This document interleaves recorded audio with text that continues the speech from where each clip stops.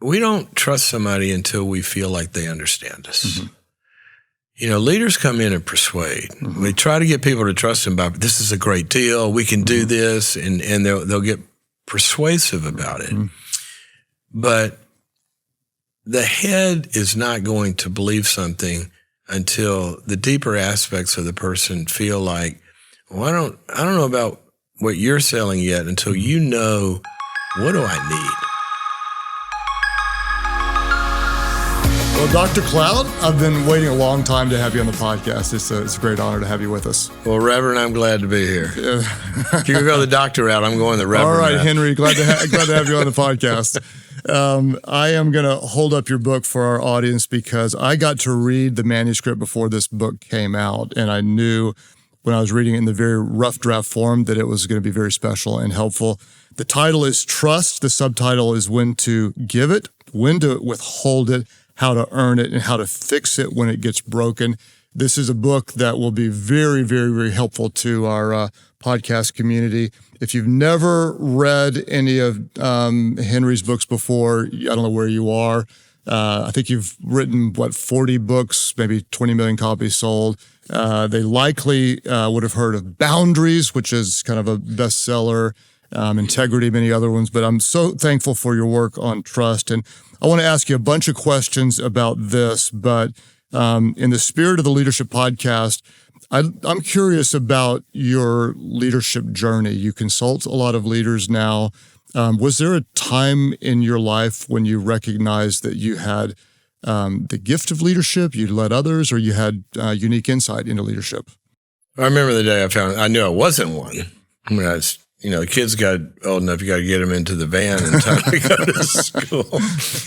I never really, I started out as a clinician, clinical psychology, and went knocking on doors, looking for a job. My first job was in a leadership consulting firm. So from day one, I've been in the field of leadership, walking alongside leaders and their teams and cultures and all that. And I never thought of myself as a leader, sort of like a tour player. I'm kind of a caddy, I carry their bag. But then a few years into it, I started a company. I wanted to do a faith-based psychiatric hospital, and did one, and that one worked. And all of a sudden it grew, and we were in 40 different markets in the Western states with treatment centers. And all of a sudden I went, yikes, I'm leading a bunch of people. And that's when I was looking at it from the other side of the fence. So I guess sometime around then. Mm-hmm. So what's interesting to me... A lot easier to tell people how to do it than to do it. Here's what's interesting is what I see in you, I see in a lot of leaders, and you are truly one of the greatest leadership minds that I know.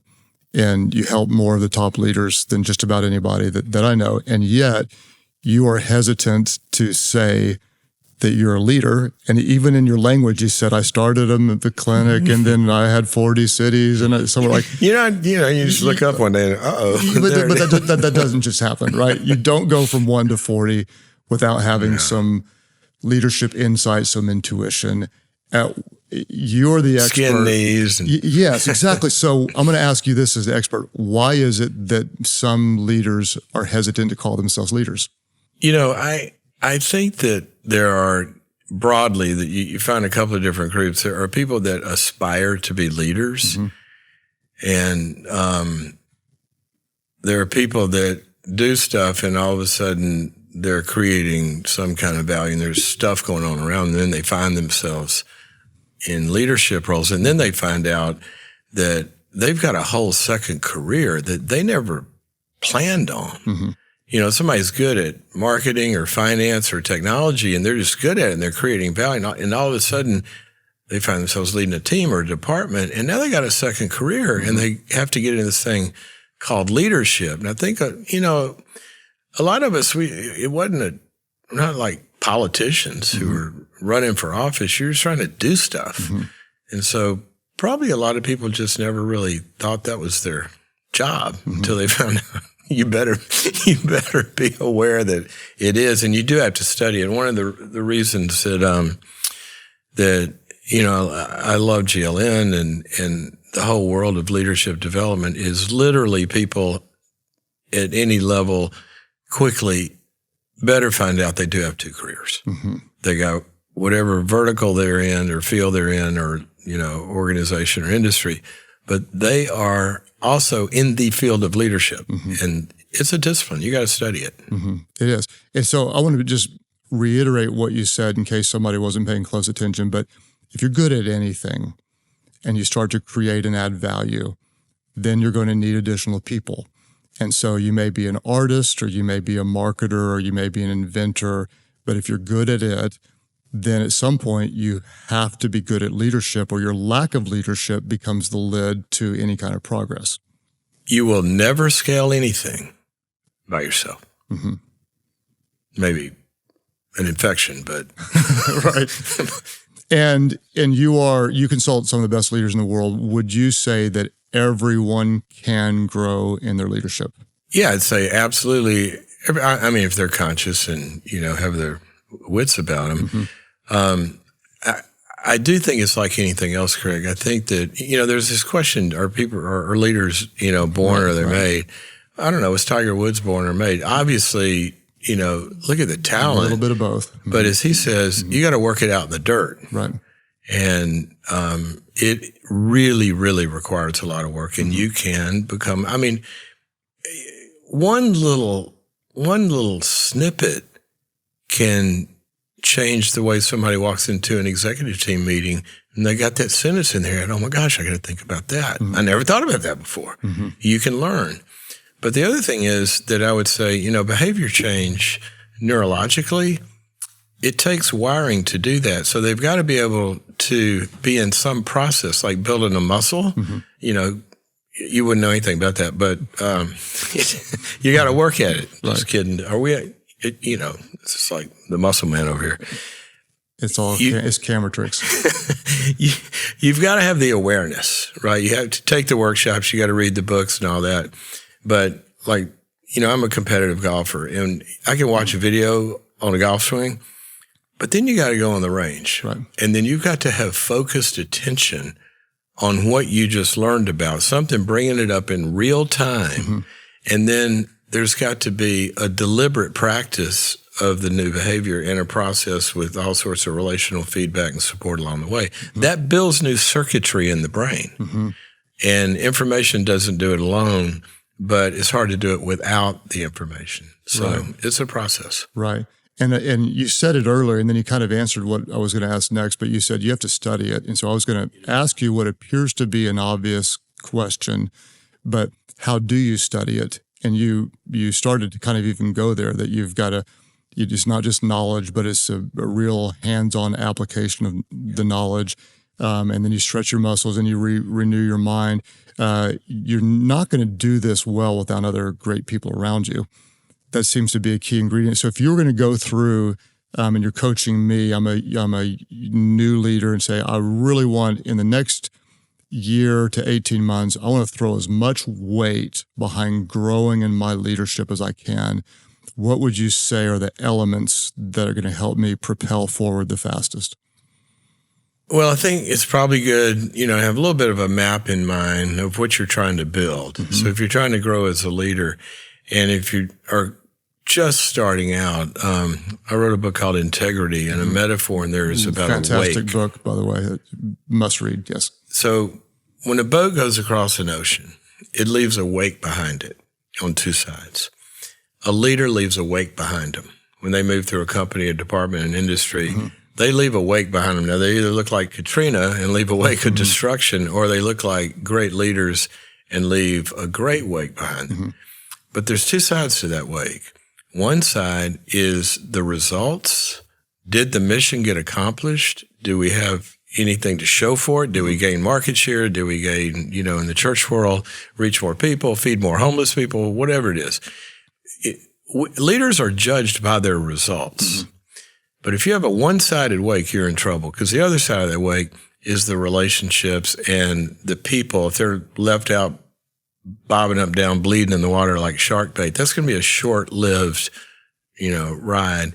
And so I would have them start with some sort of some sort of systematic way of looking at that. Mm-hmm. And, start with pick one person above you, one peer, and one person that reports to you, and go sit down and have lunch and say, what's it like to be on the other side of me? Well, am I accomplishing what you need from me? Mm-hmm.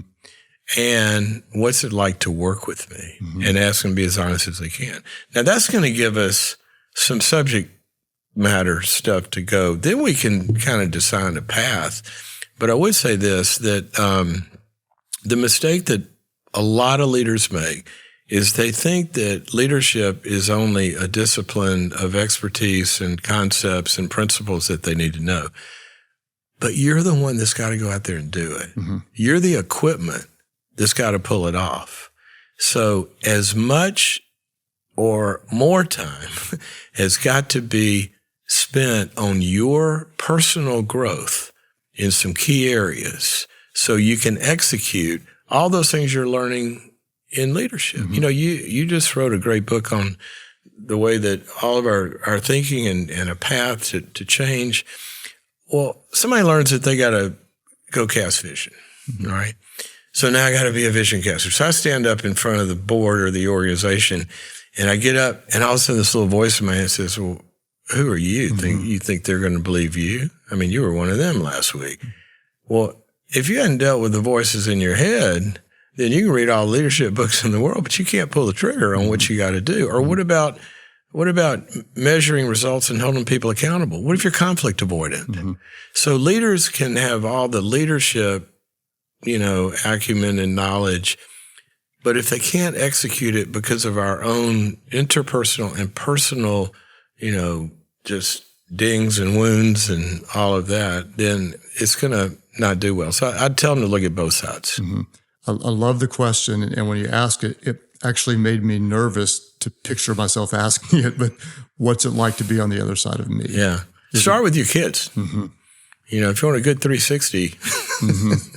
and there's a peer in the house that'll give you some real good feedback. Right. Well. So just since you brought that up, I've mentioned 360s a lot, and I'm always aware there are some people that don't know what that is. Yeah. Do you want to explain what a good 360 is?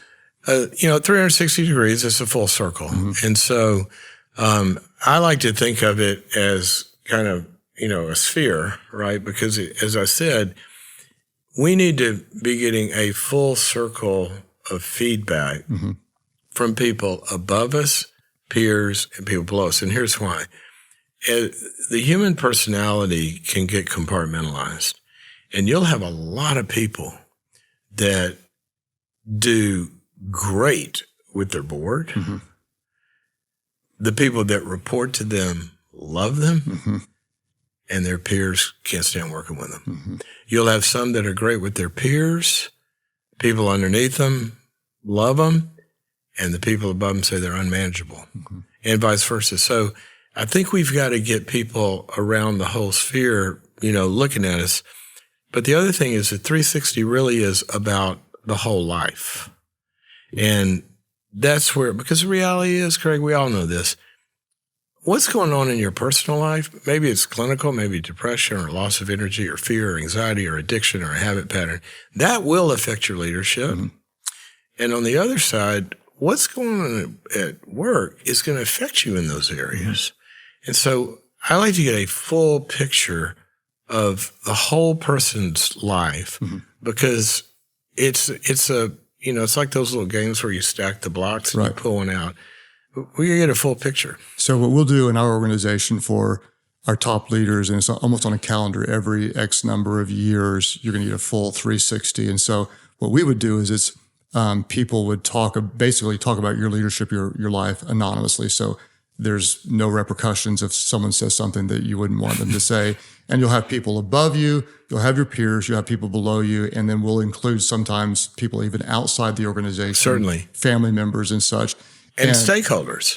Yeah, exactly. Go to the investors and the customers. And I want to just say to the leaders listening right now, if you've never experienced this, it is one of the most painful gifts that you can get, because it is painful, because you're going to learn stuff that's hard to hear, but it's a gift above just about any. It's the ones I've done have helped me break through what would have been blind barriers to my leadership that I just didn't know were there, that were very obvious to everyone else, and it's a painful gift.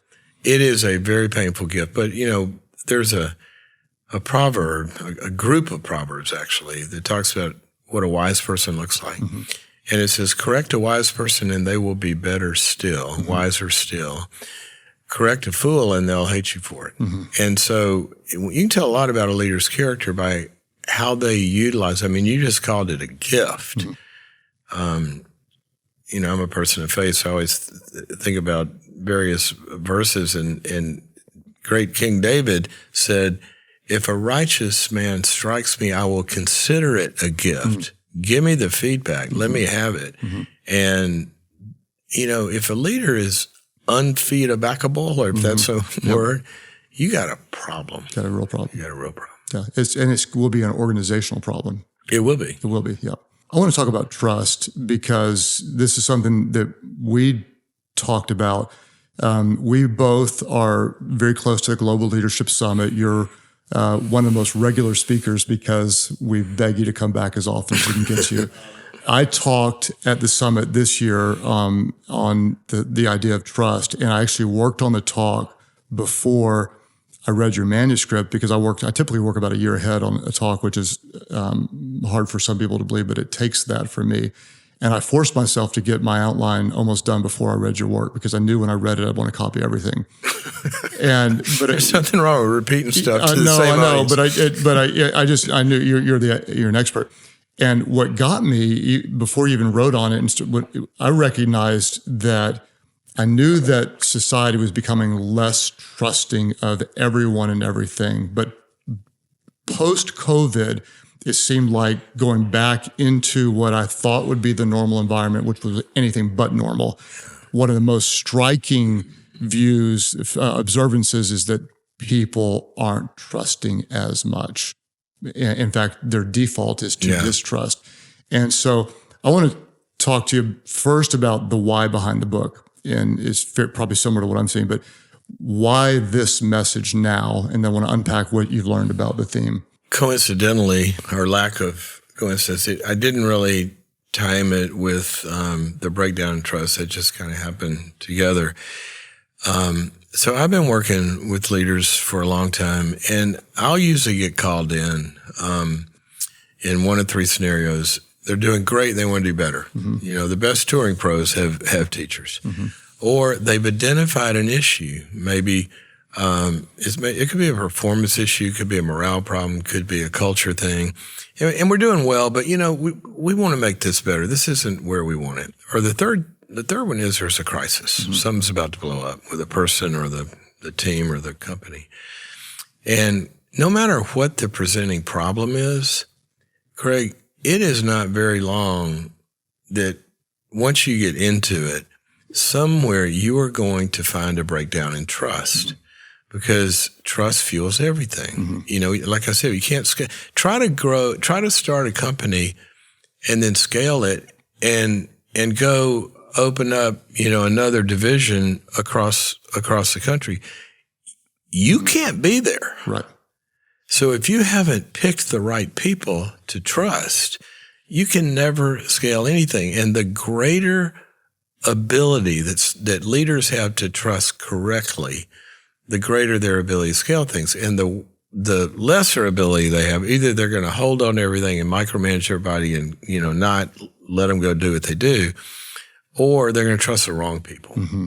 And so I've been, working with this model, for, I'm going to say, a couple of decades, teaching it in companies and all of that. And I kind of got tired of having to repeat it, and I said, I better write this down. Mm-hmm. That's really how it happened. And so that was the timing of it. But it does fall in a time where there is a breakdown in trust. And what I found is sometimes very simple models. If you can have a little GPS, mm-hmm. Put it on a Post-it note on your computer screen with the little 5 elements, mm-hmm. and just ask yourself, how are we doing on these things with our stakeholders, mm-hmm. with my board, with my direct reports, with our customers? Mm-hmm. It really, really helps. So I wish I could play this back and repeat what you just said, because you just listed several things. So with our stakeholders, with our board, maybe you said with our customers,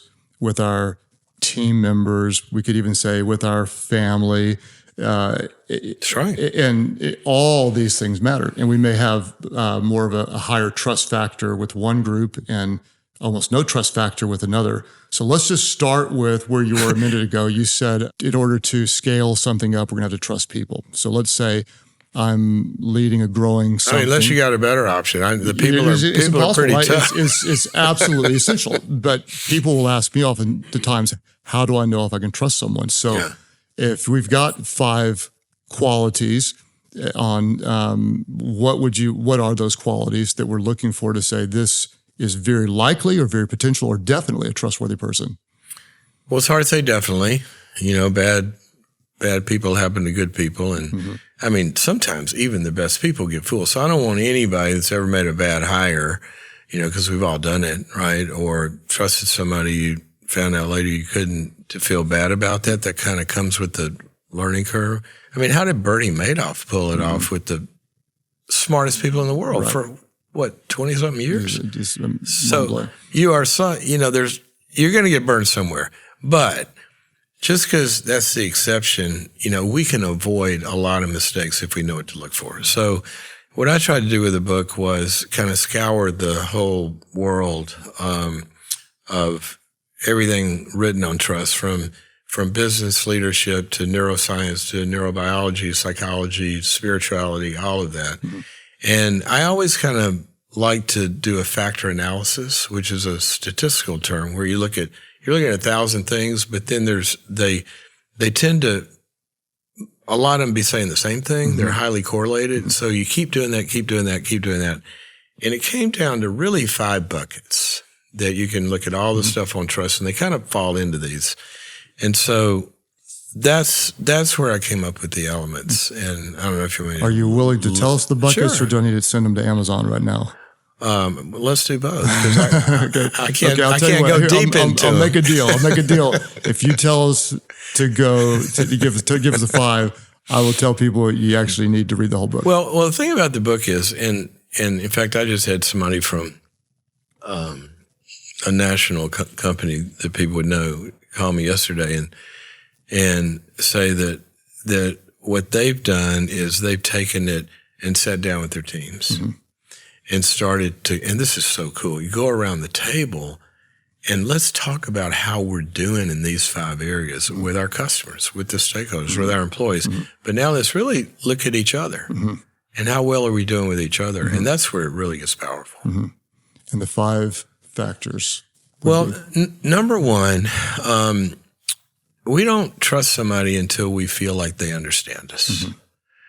Leaders come in and persuade. We try to get people to trust them by, this is a great deal, we can do this, and they'll get persuasive about it. But the head is not going to believe something until the deeper aspects of the person feel like, well, I don't know about what you're selling yet until you know, what do I need? What hurts me? What makes me win? What do I need for you to deliver for me? And that's almost counterintuitive, because if I want you to trust me, then I'm going to try to sell myself. That's right. But you're telling me I actually need to understand you. That's right. Because see, this goes into deep neuroscience. We are wired, like the whole system, neurologically, physiologically, to take in these signals, and the system begins to open up. You've got something called mirror neurons. Everybody's heard of those. What your mirror neurons are doing is they're focusing on the other person, and they're reading how much they're reading you. And when you sense something psychologists call attunement, when somebody's present and with you, and basically we do this through listening and empathy, but tones and a bunch of other stuff.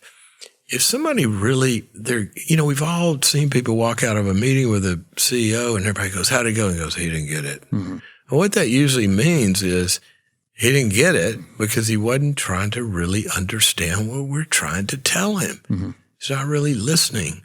And so it's hard for drivers. It's hard for persuaders.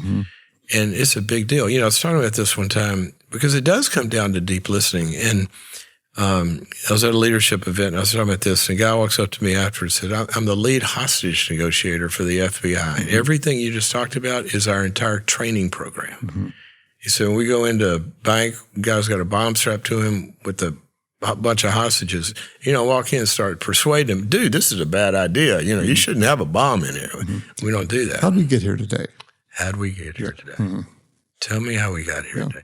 And they start to gradually, and when that person feels mirrored, when they feel listened to, when they feel understand, they don't even know it, but their system is starting to open up. You can't persuade a closed door. I mean, how many people have come home to their house and found a note on the table after 10 years of marriage, and she or he says, I can't do this anymore. And you go, what? And, well, they've been trying to tell you for 10 years, but you're trying to talk them out of it or say that's not true or minimizing or tell them your perspective. We need to be heard.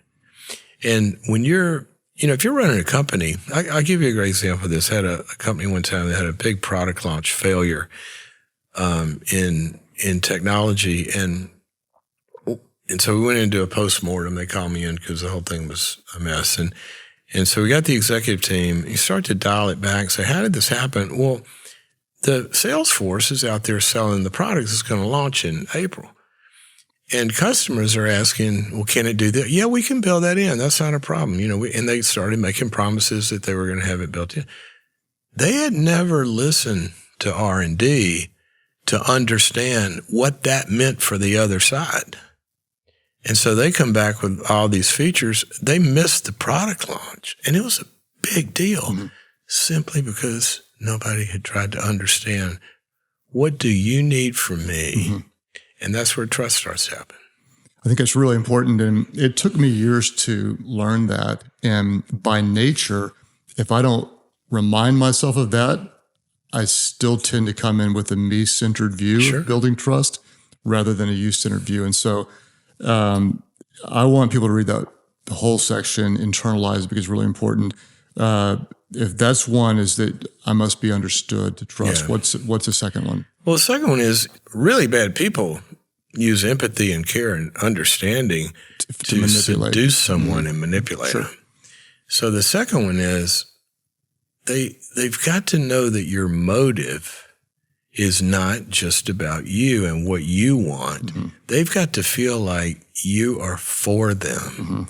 When somebody begins to feel like you've got their back and whatever you're working on, that you're watching out for them when they're not there, then they start to go, I don't have to guard myself. This guy's got me. And so that's a deeper letting go when, you need something in your part of the organization and somebody else is talking to their team and they go, I don't know. I think this is going to screw those guys up. We better go talk to them because we don't want to cause them problems. And you just start to feel like, have you ever bought a car and there's one salesman that they want to make a deal. They want to make a deal. There's another one that tell me how you use a car. What's been and you really start to feel like they want you to be happy. They want you to win. Or even better yet, they tell you, you know what? I may not have what you're looking for. Isn't that the best? Yes. At that point, you go, well, I'll buy whatever you got. Right, because they care. I mean, how many times somebody that you can't quite trust, you get an email from, hey, I want to talk to you. I've got this great opportunity. And you're going, what's in it for them? You know that there's something in it for them. You can feel it. Yeah. So if you can feel that, how do we help them feel the opposite, that when we really do care? What can we do to communicate that? Is it natural? Will they just see it? Or is there anything that we can do to help them to feel it? Yeah, it's a good question because I think we have to. All this stuff needs to get down to behavioral anchors, things that you can actually do. And when you begin to, let's just take one of your team members or one of your direct reports, and they start to feel like not only, do you direct them in what the company needs from them, and we're going to get there and the goals and all that stuff, but when they feel like, I was thinking about you and what you've told me about, and understand about where you'd like to get to. There's this workshop, I think, that I took it when I was, it had your job or whatever. And if you want to, I'll send it to you. I'll send you to it. Mm-hmm. Or some other ways that there's nothing in it for you, mm-hmm. but they feel like that you're sitting around thinking, how can you make their life better, mm-hmm. either personally or professionally? And even when it comes to the work, when you know that, this goes down to the simple, all the old research about what do employees need? We'll give them the tools they need. Mm-hmm. Well, what if the company, only cares about, I'm not paying for that, but they really care about what it's going to be like to be out on that truck? Right. They feel like you're for them. And this is where really taking care of employees in a good way, where they know you don't just care about the profits and shareholder value, you care about them. Mm-hmm. That breeds a lot. And what it does is it fuels engagement. Right. And so we want people to have both feet in, yes. and not one foot in and one foot out. So I'm going to bring some context for our audience, and then I'm going to shift gears. And I'm grateful for our time. We're both on a tight schedule today, and so we have a deadline because we both have other commitments today. So we're not going to get to all 5. What I'm going to do is I'm going to have our team I think Amazon will sell them half the book. We'll sell them half the book. We're going to write a short summary of all 5 and put it in the leader guide. You can go to Life.Church/leadership podcast, get the leader guide. And then we're going to put a link to the book, because what you're covering today, I think anybody can say, this is so rich. I wish we had 5 hours to talk about this. And we're going to put a link to the book so people can find the book. I want to compliment you because from the time I met you, I don't remember ever not being friends with you. Like I don't know the process between shaking hands with you and becoming friends, because it happened so fast. Yeah. And that's not true for very many people, because when I met you, and your first 2 factors would be, they're both you focused. You were just very you focused.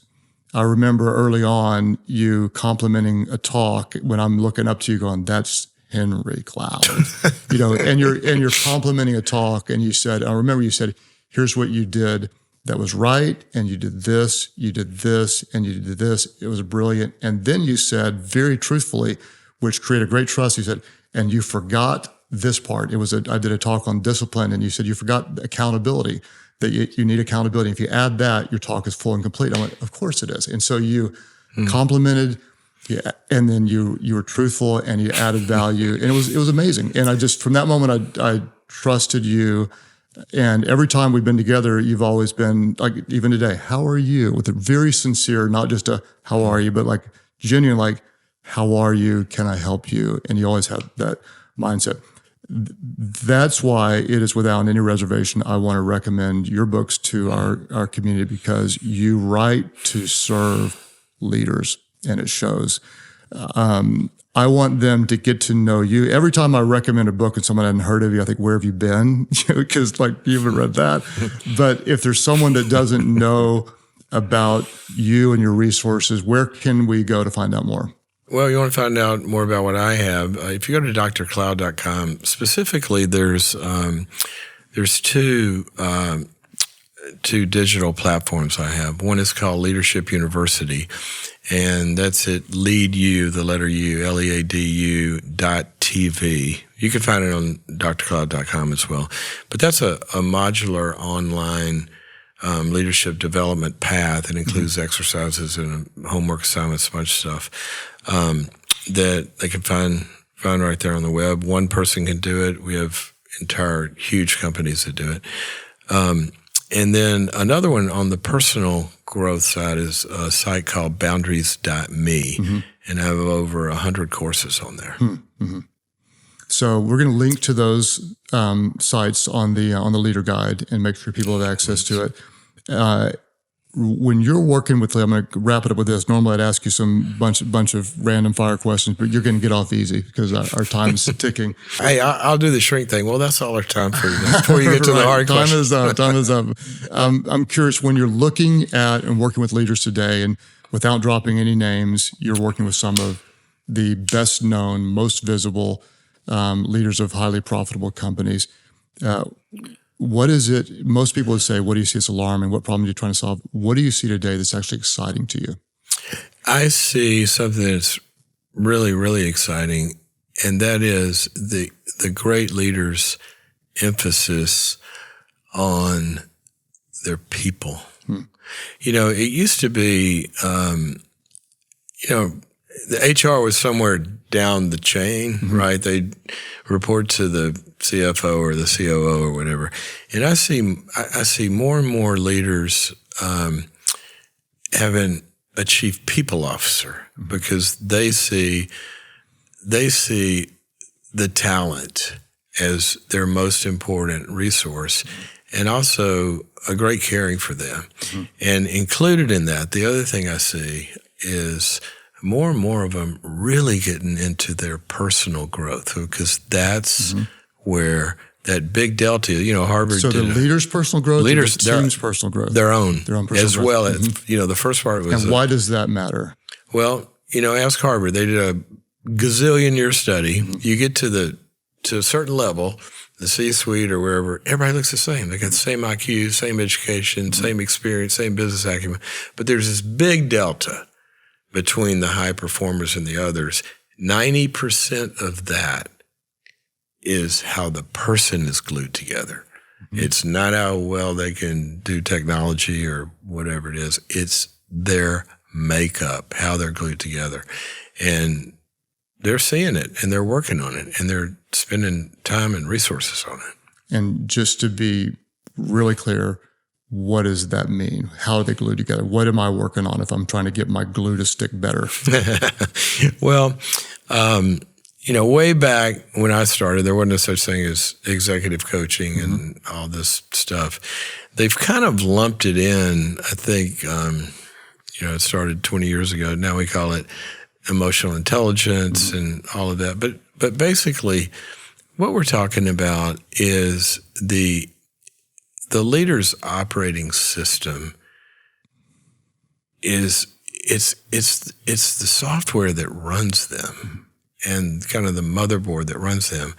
And that's the personal and the interpersonal equipment that they bring to the table. You've got to be able to manage, what's going on inside of you, your emotional regulation, your cognitive processes, the way you think, the voices in your head, your confirmation biases, your fears, what if you've got wounds inside from whoever they came from and you got a boss or a board member that triggers you? I mean, there goes your leadership, right? So they're really working on the internal world, but they're also working on, we're subject and object. So subjective who they are and their awareness and all that, but their skills interpersonally, because leadership is about engaging talent to get from here to there. And or customers or investors or whoever, building the trust we need and all of that. So it's both those arenas. Well, I appreciate your mind. I appreciate your heart, your research, your friendship. And the new book is called Trust. We'll link to this in the Leader Guide. And I just want to tell you, thank you for your investment. Thank you for what you do in the community. And to our leadership community, thank you for engaging. It's really an honor that you would give me a little bit of your time each month. My goal is to bring you content that really does help you grow in your leadership. If you don't have the Leader Guide, get it. We're going to link to all of Henry's resources that will help you grow in your leadership. Go to Life.Church/leadership podcast. If this content is helpful, and I know it was, post on it. Henry may repost, I may repost. We want to do everything we can to add value to leaders and invite others to be a part of our leadership community. So guess what? Today, we all got a little bit better, which is a really good thing. So thank you for helping us get better, because we know that everyone wins when the leader gets better.